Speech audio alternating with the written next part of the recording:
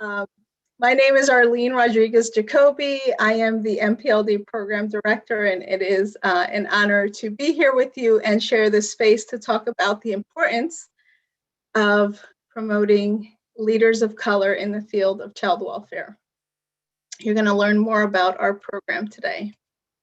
So before we begin, we are recording this webinar, and we will share it with you. We ask that you submit your questions through the Q&A box. You should have access to that.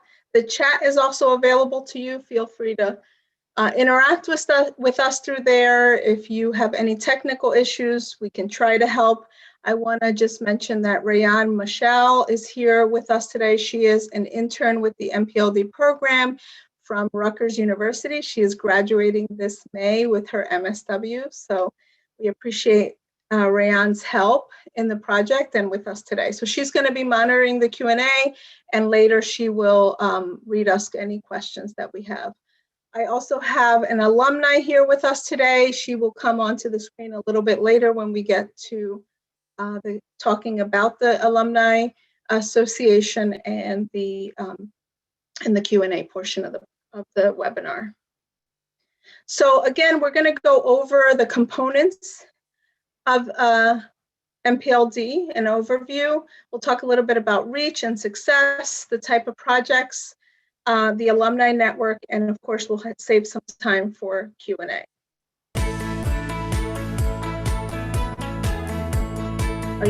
The Minority Professional Leadership Development Program, Mpld, is a 12-month fellowship for emerging leaders in child welfare.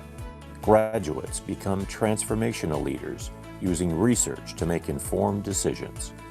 They learn how to develop policy and how policies impact practice. I've shared my sound. They explore the critical issue of disproportionality using research to make informed decisions. They learn how to develop policy and how policies impact practice. They explore the critical issue of disproportionality and disparities in the system, both nationally and in their own jurisdiction. You are here because you are joining a movement. It's a movement that has been convened to make a positive difference for children and families experiencing the child welfare system.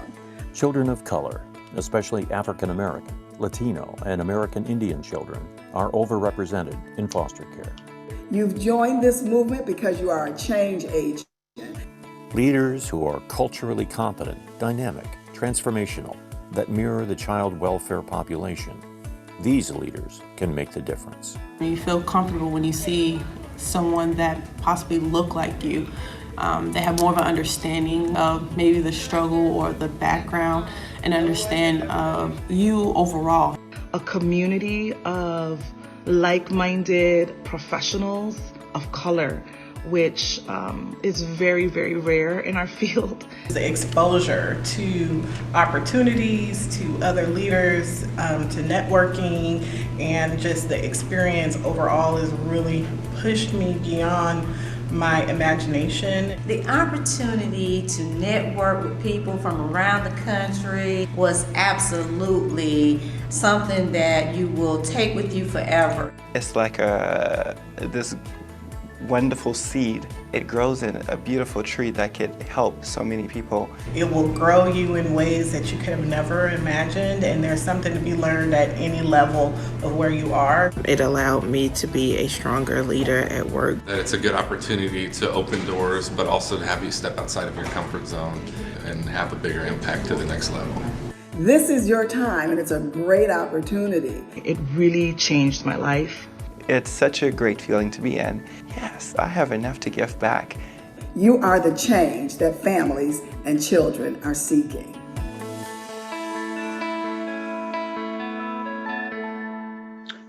Wonderful. I'm glad to hear you guys were able to hear it. For some reason, I could not hear it at all. All right, so the goal of Mpld is really to promote leadership development for emerging leaders of color in child welfare.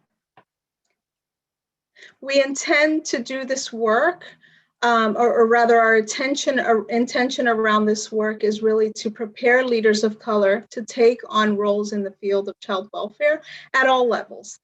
We focus on increasing leadership competencies to provide you with the tools that you need to become a transformational leader, which is really necessary when we're talking about transforming systems. We also want to build a network of leaders of color who have knowledge of methods to use and establish evidence in the field of child welfare. I want to share here that we accept child staff from all across child welfare, not just from adoption. Of course, there is a focus on permanency and adoption work, kinship. A lot of the projects are really focused in that permanency component, but really we accept staff from all across the spectrum of child welfare. I do want to clarify that this is specific for child welfare staff. Oftentimes we have therapists or counselors that apply that work with the population in child welfare, but they're not directly in either a public or a private child welfare agency. And so that is what we want to build the capacity and enhance the child welfare system. So the Mpld program consists of 5 major components that are part of what makes the Mpld experience for each fellow. I'll start with the Action Research Project because really it's the cornerstone of this fellowship. The fellows learn a structured decision-making process that helps them complete the project, but really it's an excellent framework that helps fellows move through their career. It really helps walk through the steps of what it means to look at information, assess that information, come up with a theory of change, go through the literature review to see whether that theory of change has some merit, and then put something into place, the intervention, and then finally they evaluate that intervention to see if it made the difference that they were hoping it makes. We use a structured decision-making process called Plan, Do, Study, Act. And we ask the fellows to identify a challenge, an issue in their area. We ask you to identify that issue, and then we walk you through the process. One of the ways we walk you through that process is through the brilliant work of Dr. Sharon Lynn Harrison.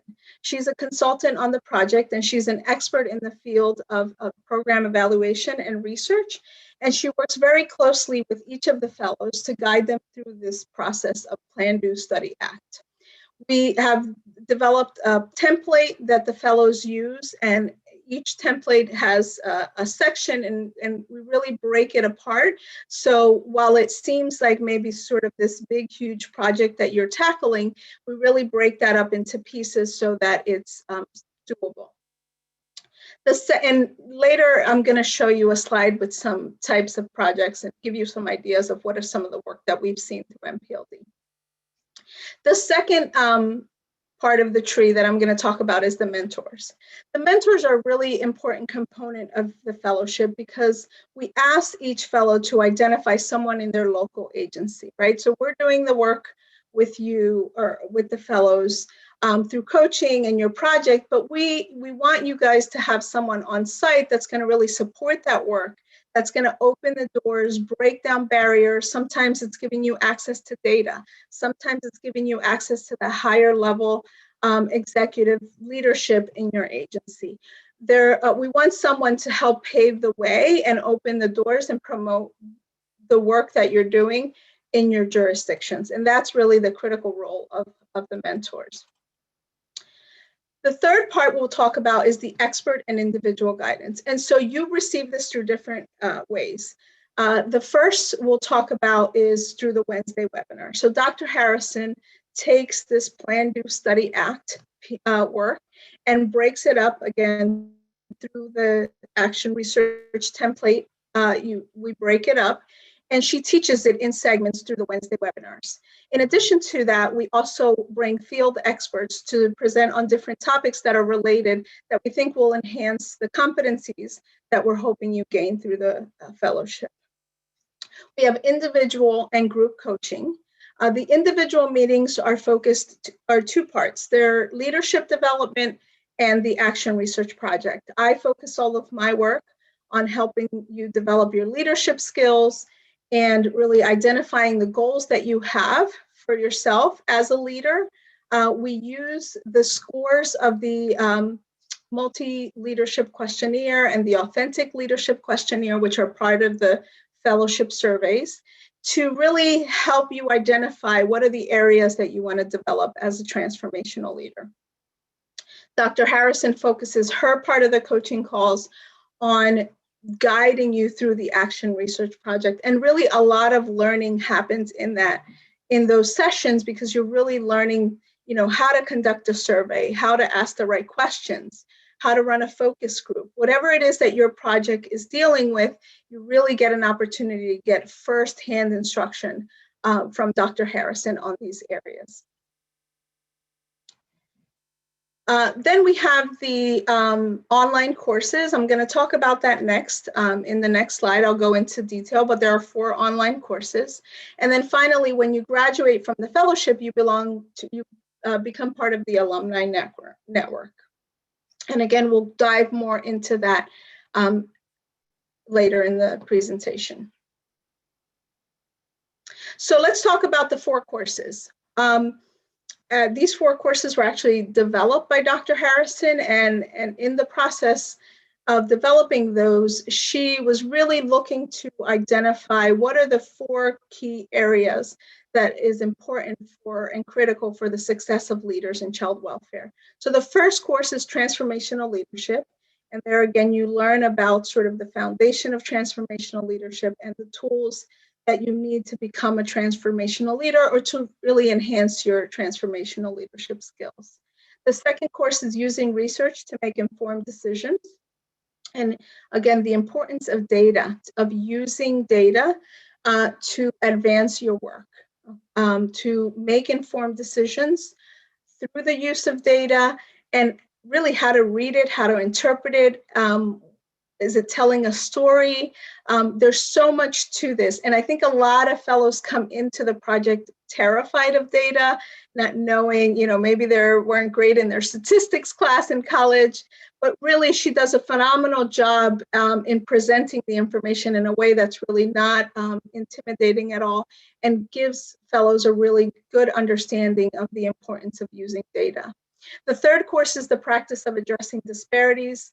As I mentioned, the focus of Mpld overall, right? The overarching goal of Mpld ultimately is to address disproportionality and disparities in child welfare. We know what the numbers are for our children in the system. And so this course gives you a real clear picture of the history of child welfare and what that has looked like for children of color, how our decisions and practices lead to disproportionality and disparities in child welfare, and gives you a really good understanding of those of disproportionality and the issues of disproportionality for families and children of color. The final course is Policy Primer, and this course really, again, just a good understanding of policy, the importance of interpreting policy, how to write a policy. We actually have you write a mock policy as part of an assignment. And we have what we call our super coaches. And so during this coaching month, during the month of this course, we invite Addie Williams, who is an expert in policy and who is an attorney, social worker, and has a great, vast knowledge of child welfare policy. And she gives one-on-one feedback to each of the fellows around this mock policy that they wrote, so that they can get an opportunity to really take a stab at writing policy, but getting really that expert guidance and feedback. The course also focuses on how policy impacts families of color and disproportionality and disparities. So the fellowship in itself is really done remotely. The majority of the work is done through the coaching sessions. There's also group coaching sessions. I didn't really get too much into that earlier, but the group coaching sessions are connected with the courses. There's an assignment that will be due, and that assignment is brought to the group coaching session, and you'll get to interact in a smaller group with each other and have some robust conversation about whatever it is that you're learning about in the courses. The fellowship year is kicked off with an in-person meeting in Washington, D.C. And this is another way that you receive that sort of individualized expert guidance, because we have national leaders and child welfare experts from around the country come join us for 3 days and provide intensive skill building and networking opportunities for you during those 3 days. So that's how we kick off the year. Then the fellowship is done remotely in between. And then at the end, you have the opportunity to present your final project in Washington, D.C. at a graduation ceremony. So in the beginning, think of it this way: we have expert leaders coming from across the country who are teaching the fellows and helping build your skills and your toolbox. And then at graduation, you become the experts, right? You're the expert of your research, of the work. You've spent a year learning about this work and trying this intervention. And then you have the opportunity to present that work and teach the audience there what you learned about whatever challenge or intervention you proposed in your project. So I want to share a couple type of projects. So we've seen some projects around ICWA, around training, or rather lack thereof, compliance, the importance of compliance. We've had projects around recruitment and retention, but specifically, what are the strategies that work for families of color? Increased kinship placement, a lot of focus on kinship work and how to support families. Reduction of disproportionality. There's been a lot of projects on workforce development, how to develop the workforce in cultural competence, in trauma, in sibling connections. And these are just, again, some of the ideas of the work that we have seen come through Mpld. So once you finish the fellowship, you become part of the alumni network. That's what I talked about briefly before. The alumni network, we gather sort of virtually on Slack. I don't know if anybody's familiar with Slack, but it's an online platform, workspace that we use to connect with each other. On that platform, we have Cohort 1 fellows. Now we've welcomed Cohort 2 fellows, and Cohort 3 fellows will graduate. They'll join the platform. And so this is where sort of all of the leaders of color from around the country have the opportunity to stay connected, to network with each other.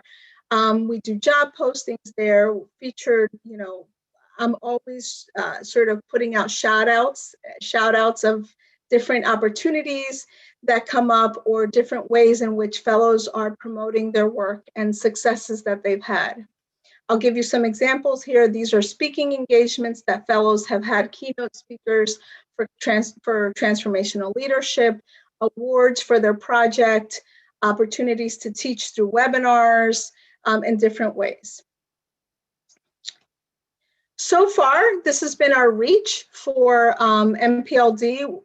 We really try to take from as many states as we can when we make the selection. It's really important. We want to really sort of cover the nation and be able to provide that opportunity for development within every jurisdiction.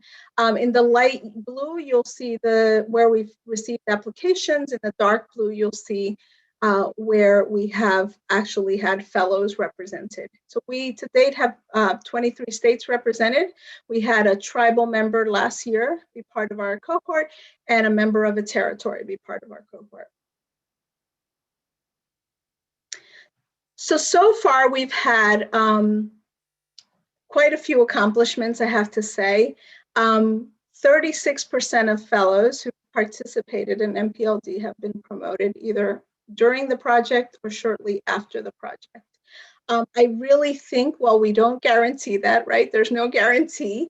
I really think it speaks to your willingness to step into discomfort, to step into something challenging, and being able to tackle something, such a huge challenge, right? That we're dealing with all of these obstacles in child welfare.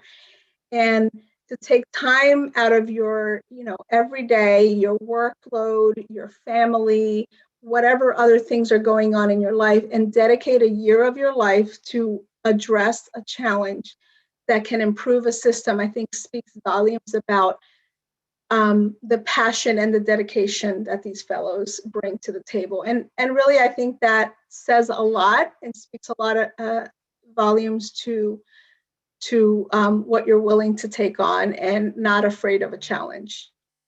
There have been a number of speaking engagements this year. I'll point out one of our one of our alumni will be speaking at the NICWA conference. They're, again, keynote speakers, webinars, podcasts, their awards. We have articles on the AdoptUSKids website, the professional side of our website, that feature alumni of the project. And there have been some articles that have gotten, 38,000 views, which is a high number for what we've seen so far. So again, we're always once you cross over to that alumni side, my job becomes promoting your work, creating opportunities for the alumni, and really hoping that the work continues beyond Mpld. So I want to make sure you remember that this is not just a one-year fellowship. We really want you to think of it as sort of a lifelong journey, because once you become part of the Mpld family, you will always be part of the Mpld family. And it really, the AdoptUSKids staff also continues to promote your work. The Adoption Exchange Association, we have partnerships with other national projects like Quick AG and NTDC, and any opportunity that we have to make a connection for you, we work on that. And so just to share that it's not just a one-year fellowship, although that's when most of the hard work happens. So I want to introduce and bring to the screen an alumni of our Cohort 1, Aleja Cushman. I want her to introduce herself and tell you a little bit about her journey through Mpld and where she is today. Welcome, Aleja. Thank you, Arlene. Thank you all for joining us. I'm so excited about this. So where do I start? I actually I completed my Mpld program in 2019. And at that time, I was the director of adoptions in Tampa, Florida. And I was able to use my action research project to really transform our adoption process and how we supported prospective adoptive families. And in doing so, we were able to increase the adoption of children of color who had been waiting for years by 54% in an 8-month time frame. I can tell you that at this juncture, at this part of my life, having been on that side and now an alumni, my life has changed tremendously. I've learned that I have earned a seat at the table, that my voice has value, and that I can actually speak eloquently about research and data and disproportionality and disparity. And that I brought it back to my organization, and we were able to my leadership, and we were able to do some strategic changes to our policies and our procedures. But I think most importantly for me, it gave me a village of people of color who were doing great work across the country in child welfare. And I think even since then, I mean, it's 2019, right, when we finished, I still talk to many of them. And even when I recently applied for a job, a position with AdoptUSKids, they were all cheering me on, and Arlene was a huge support in that as well. So as of last month, I am now the National Child Welfare Consultant with AdoptUSKids, and I am very excited, still learning a lot, but I don't think I would have even thought of applying for that position had I not had the army behind me that Mpld gave me. So I'm really excited to see the new faces and who will step into that role. And you will love Arlene for sure. Thank you, Aleja. Very sweet. I did not pay her to say that, just for the record.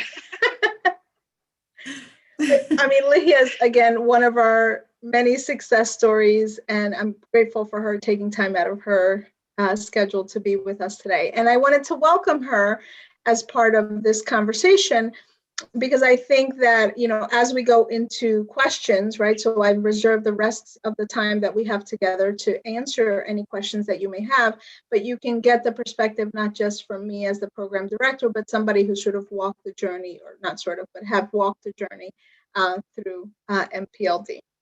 So Rayan, I'm just going to ask you to just give us any questions that the audience may have. Of course. So we have a few questions about applications. One question is, will applicants from child advocacy centers be considered? Child advocacy centers. That's a good question. I think I would have to look individually to see what's the work. We wouldn't say no automatically. I think if it's impacting the child welfare system, then we would consider that applicant. Another question about applications: are there strict age restrictions on applicants? There are not. No age restrictions at all.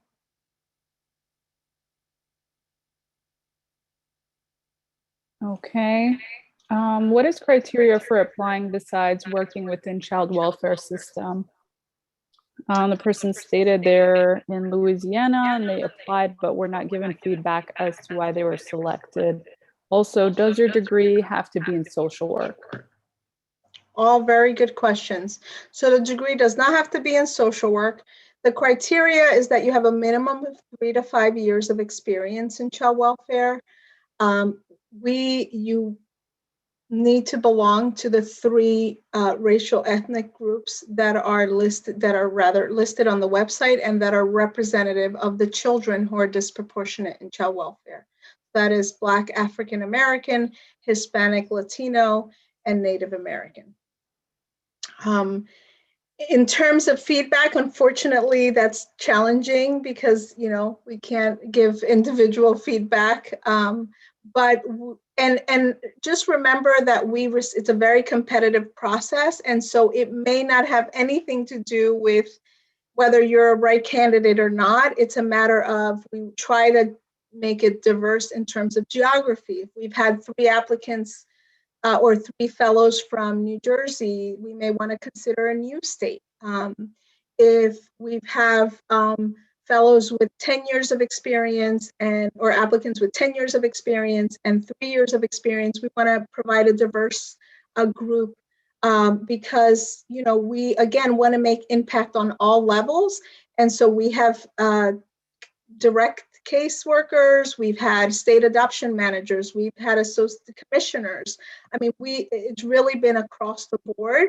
And so there isn't really anything specific. It's just a matter of finding that balance of enough males and females, enough representation from Hispanics, Latino, from Native American, from Africa. We really try to put together a very balanced cohort as much as possible. So many a times it has nothing to do with their application or that they're not the right fit, but rather that we're just trying to find that right balance for the cohort. Okay, a lot of questions about applications. Great. So a lot of them have to do with the requirements, or what is the application process? I think you did answer that, or what is required. So I didn't go into that actually in my presentation, but so you will need to submit an application. There's an application form that's done online. With that application form, you'll need to submit an essay. And in that essay, we ask you to tell us a little bit about yourself, to tell us why you want to be part of the fellowship. What do you hope to gain as being part of the fellowship? And then identify the challenge that you're hoping to address. And how do you propose addressing that? And, that's another component that I didn't mention. We often take that into consideration. If there's, a really strong project that we think would be a really huge impact to the field, right? That may be a deciding factor. There's so many deciding factors, but that's could be potentially another one. We ask that you provide a letter of recommendation from either a former supervisor or a current supervisor. And there's a specific form that they complete. So all you have to do is give us their name and email, and they're going to get an automatic link to a form where they answer specific questions. So that's a relatively easy process. And there's a notification of application form that we ask you to read carefully. It tells you what the commitment is, what the time commitment is, what things look like, what are going to look like for you for the next year. And we ask that you sign that and that you have your supervisor sign that, because we want to make sure that your agency is supporting you through this process. Okay. One question, are we able to use a change that our state is currently working on now? You mean as the project? I assume that's what they mean.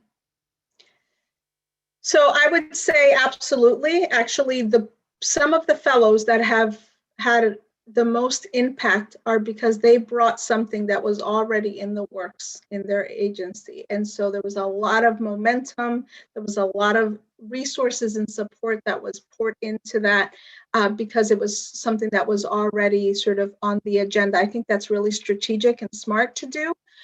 So definitely I would encourage that.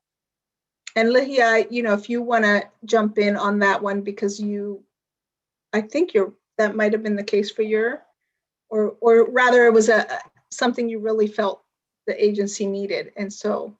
Oh, for sure. Yeah, I think from my research, the good thing for me was when I got to the organization, I had only been there, when I got into Mpld, I had only been with my organization maybe 7 months. And so I had the space to kind of change the work, look at what we weren't doing well, what we wanted to do well. And then my action research project was developed through that process. But I will tell you, when I went to DC the very first time and brought what I thought my action research project was going to be, that's not ultimately what it was. And so it ended up being something quite different, but that yielded great results. And so I would just say that comes much later. And as you learn and grow, you can iron those pieces out.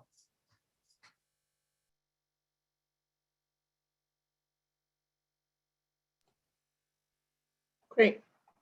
Okay. One question is, will we be able to network in person? So yes, I think we, at least in terms of Mpld, are on the other side of this pandemic. We actually will be going to Washington, D.C. this June to have a post-graduation award ceremony and poster session for Cohort 2 because they were not able to meet in person for the actual graduation. So they did all of their presentations virtually, but we're going to be meeting in June to do a poster session, so sort of like a recap of their projects and an award ceremony. And the plan is to meet in person in September for Cohort 3 graduation and in October for Cohort 4 kickoff. Okay. And that's where all of the in-person networking happens, both at the kickoff event and the graduation. Sorry, Rayan. Okay, thank you. What is the requirements for the mentors? So that's a really good question.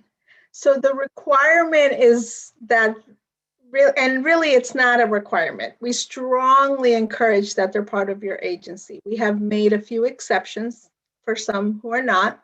Lihia can talk about her experience where sometimes there just isn't someone in your agency who is the right person.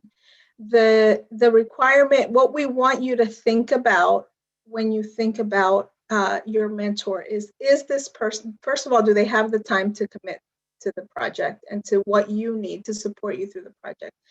Are they the right person to open those doors and break down the barriers that you're going to encounter when doing your work? And are they going to promote your work? Are they the right person to promote your work, to move it forward? Again, we want this to live long beyond Mpld, right?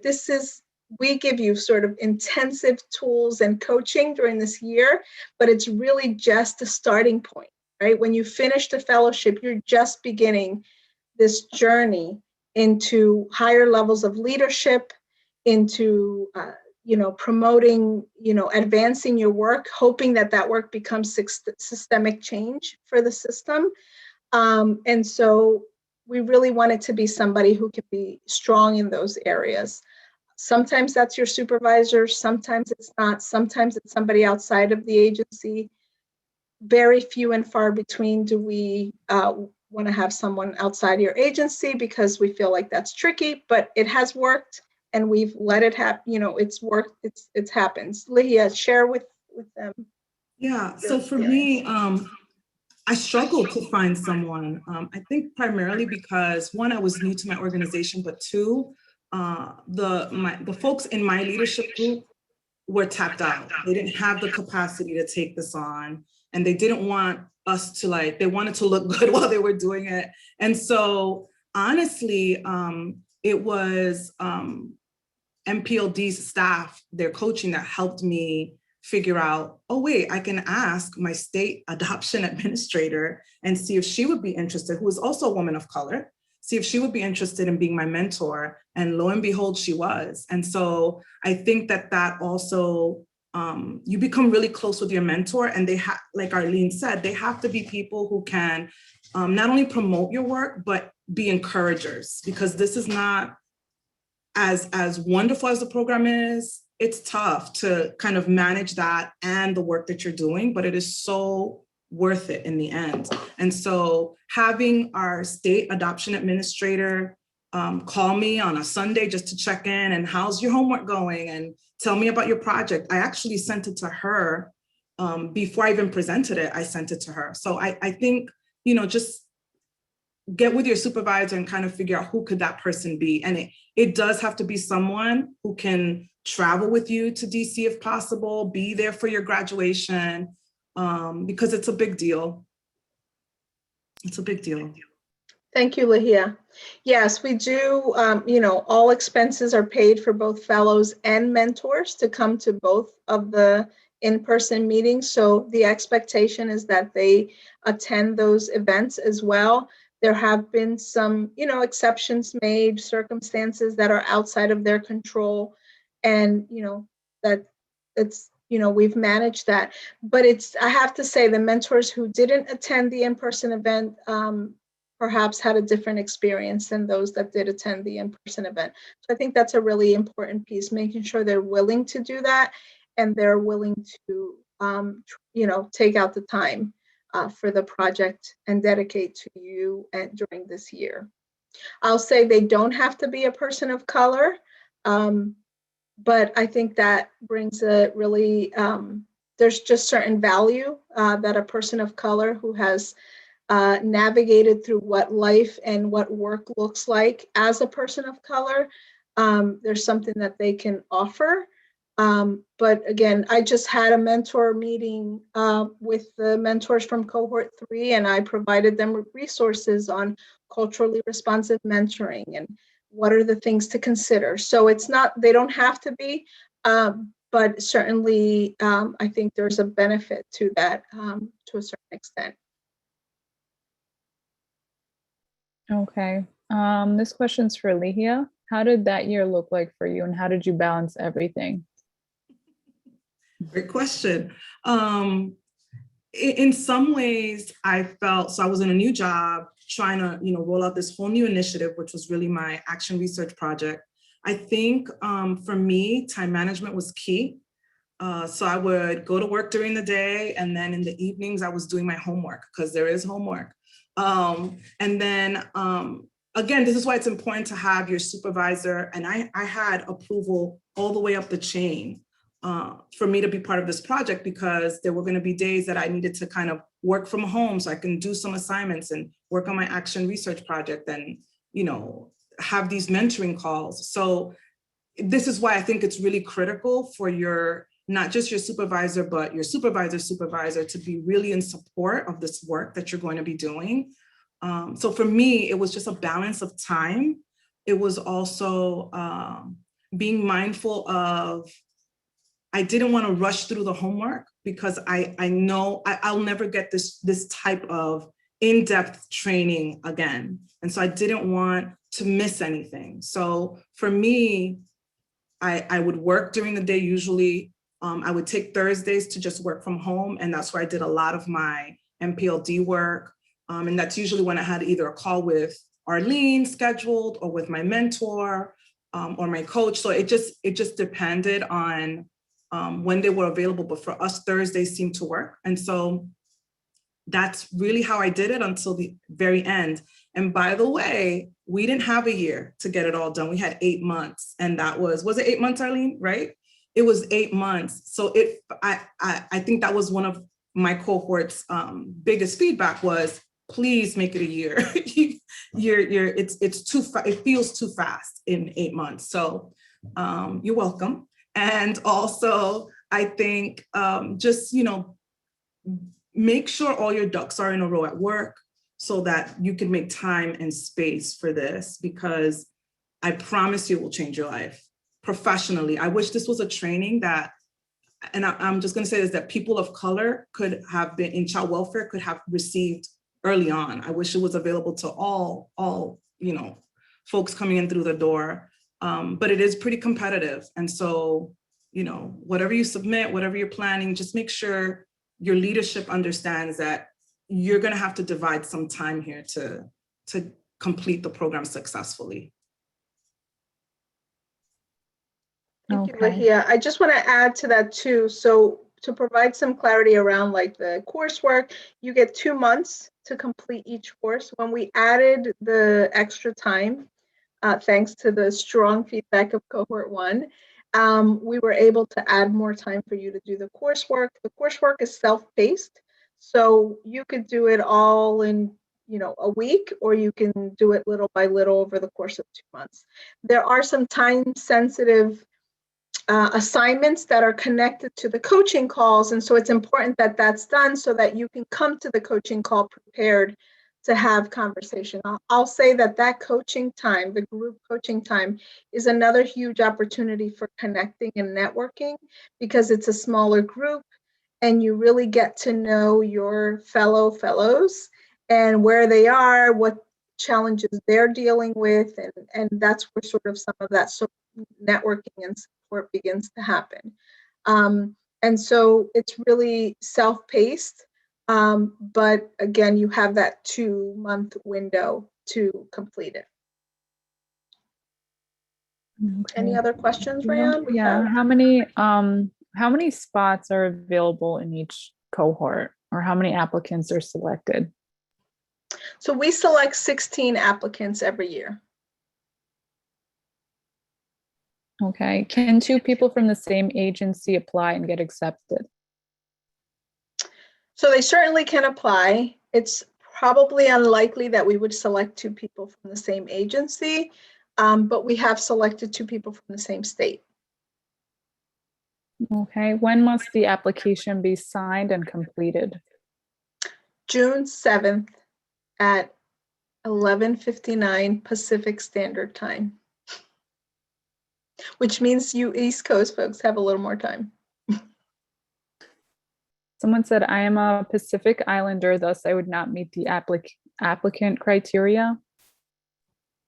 I would say reach out to me individually and let's just talk through to make sure that that's the case. I certainly don't want you to take the time to put in an application, but I've had those conversations individually with folks who were not sure, and they just email me. I'll put my email address in the chat. Okay, can you share if there has been a limited number of Native American applicants to the program, or why there has been just one tribal representation in the program? I'd love to share with Oklahoma tribes.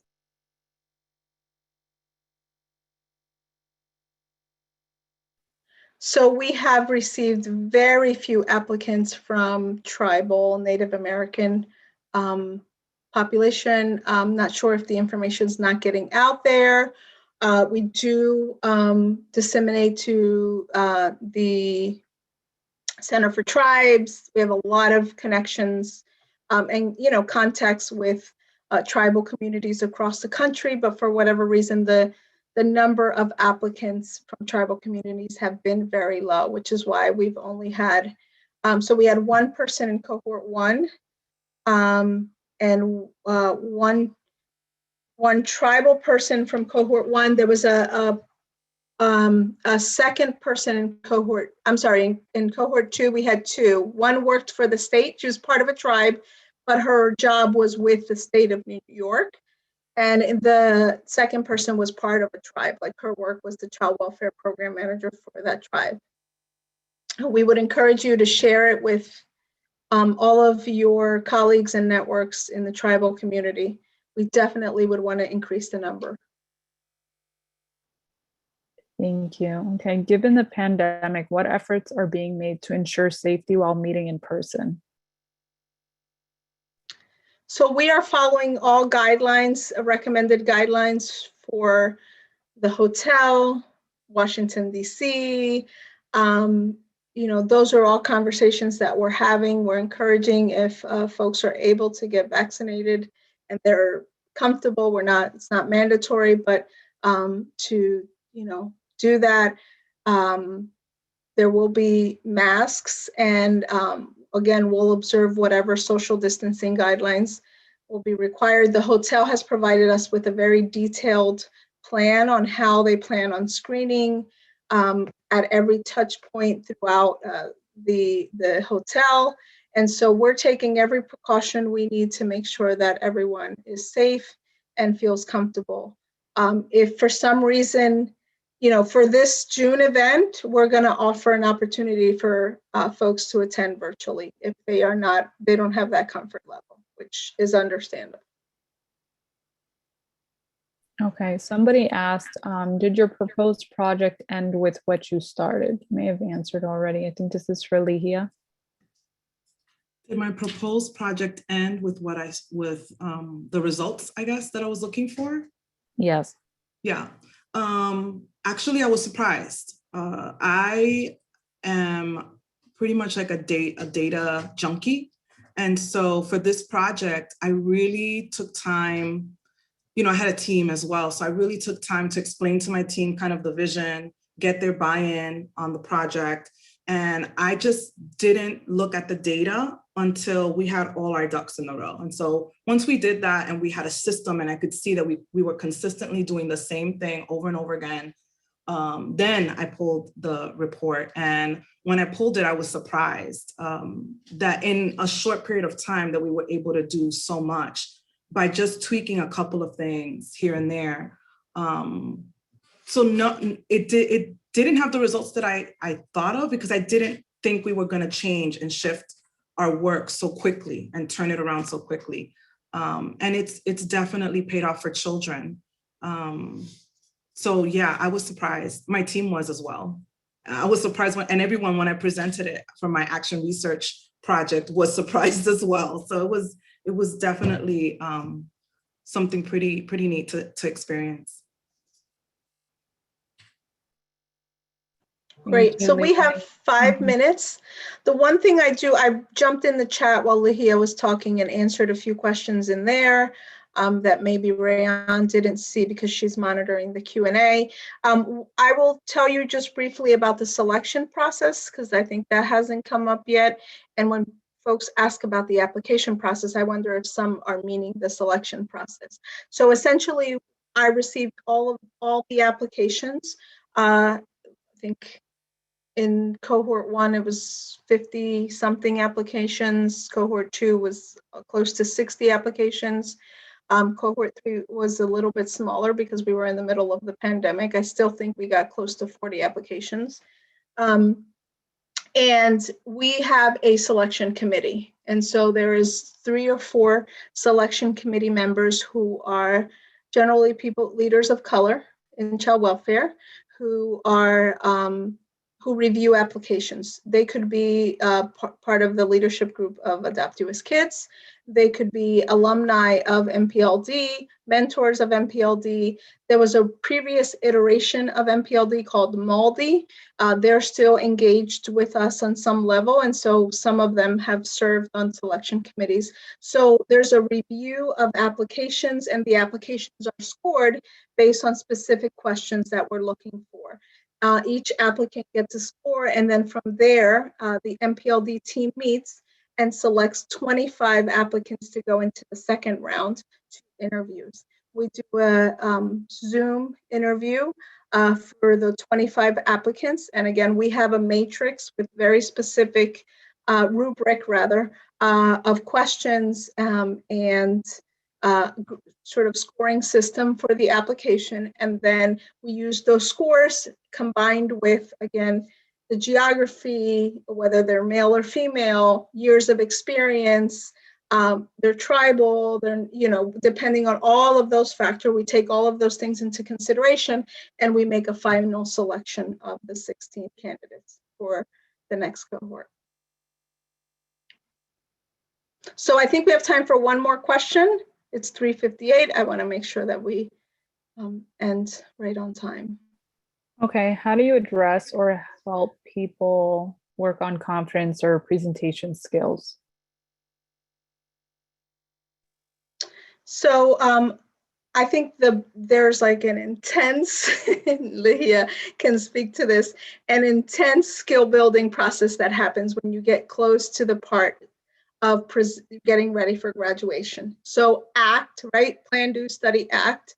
ACT is all about how you share your data, how you share the knowledge and what you've learned from your evaluation process. In addition to that, I do, and we provide some parameters and guidance around, and that has actually increased and changed a little bit since Aleja was part of the project. But we provide some parameters and some skill building around presenting, how your PowerPoint looks, all of the aspects of presenting. We really make sure that you're prepared. I have done 3, 4, 5 coaching sessions individually with fellows that were really uncomfortable presenting, were not great at public speaking, and really just rehearse and practice and giving feedback. I do a mock presentation with each fellow. So they present to me like if they were presenting to the audience, and it's just me and them in the room, and we talk through feedback and, That was fun. right? And Aleja can share, Aleja had a beautiful PowerPoint and very well organized slides, but Aleja had run out of time. Yeah. 10 slides in. You know what I mean? So there's just little things like that, managing your time, how to engage the audience. Those are all things that we work on presenting, or rather we work on coaching you through that month or 2 months preparing before graduation.